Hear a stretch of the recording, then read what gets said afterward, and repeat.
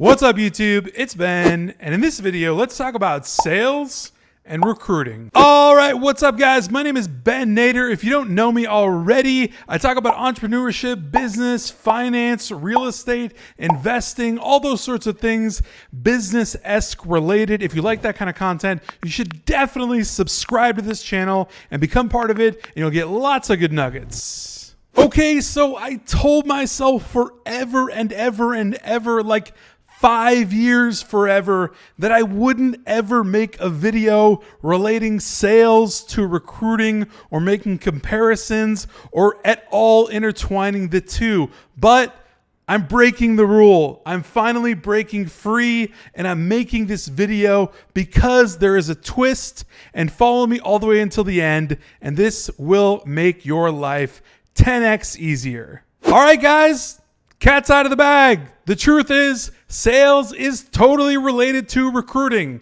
and sales is actually an advantageous skill to recruiters. I'm going to tell you all about it and why, and exactly what parts of sales are directly correlated to making big money in recruiting. Now, like I said, I never, ever wanted to make a video about this because I don't want anyone ever to think that you have to be a salesperson or have a sales background to be a recruiter. There couldn't be anything further from the truth. You could literally take somebody that's underwater basket weaving, okay, and bring them up to $100,000 a month in recruiting. That's a fact. You can do that. Now, with a sales background, you just have an advantage. There's an element in sales that brings you to the top, that brings you to the front a little bit faster, but it can be learned. Let's talk about it. All right, so myself personally, I have been in sales for probably about 6-7 years, okay? I've been in sales jobs, I've been in sales roles, I've been in sales capacities. I mean, you really can't be in business without having a sales element to yourself. You can't do things without selling things, right? And I mean selling things in various ways. It doesn't have to be direct sales, but you have to utilize sales elements like good communication, proper communication, good value propositions, right? Creating offers, people that can't resist your good offer, right? And communicating value in a way that people want to buy. Nobody ever wants to be sold. Everybody wants to buy. Okay, Ben, we get it. All right. So how does this relate directly to recruiting? Well, number one, when we talk about clients and client acquisition, 3 things come to mind: targeting, messaging, and your outreach, right? Like, how are you reaching them? LinkedIn, email, whatever. Let's specifically talk about the messaging, okay? How you actually communicate to a client or a prospective candidate, for that matter. Doesn't really matter, either one. You need good communication skills. That comes from a sales background. So if you're a person that's been in like a boiler room sales call center, making 100,000 cold calls, like throughout the entire time you've been there, you know what's up. You know how people react. You understand communication skills really well. And on that matter, you'll do very well when it comes to crafting proper messaging. Now, of course, in our mentorship program, we give you exactly what you should say, how to do it, how to utilize the outreach, all that stuff. But if you're just out on your own or whatever, you need to understand that a sales element of communication is going to take you that much further.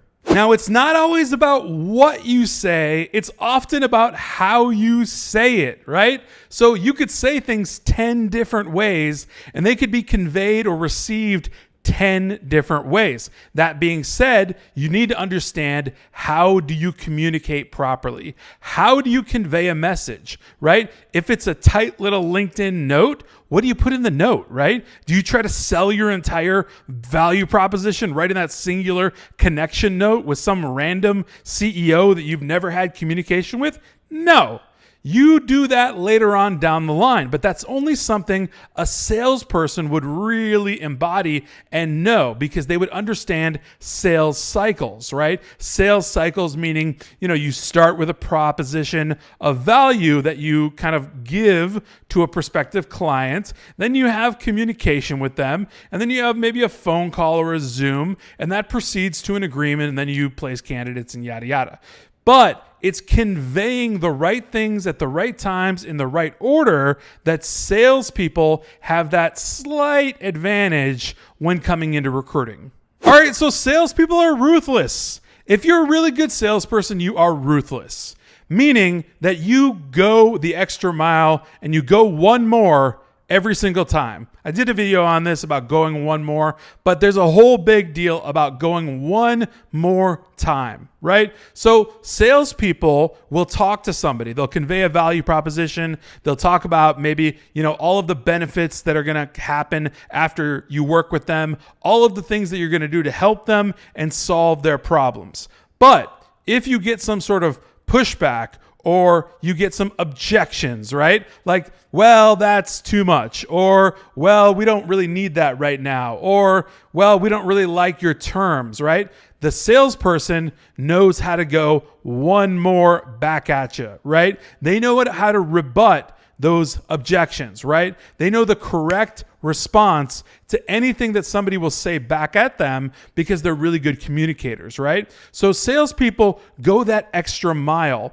And on top of that, when you're brand new to recruiting, let's just say you're outreaching to thousands of people and you're like, man, I'm not getting anywhere. I'm sending out thousands of emails. I'm hitting the right targets and I'm saying what you said to say. Like all that stuff is there. But if you're discouraged and if you're downtrodden and you're like, oh man, it's never going to work for me, the salesperson never thinks that way, because the salesperson eats no's for breakfast. So if you get a no, that's like awesome. They got my value proposition. They heard it. They understood everything, but I got a no. At least I got a response. Perfect. Let me do another 1,000. I'll probably get a yes. Salespeople know psychology.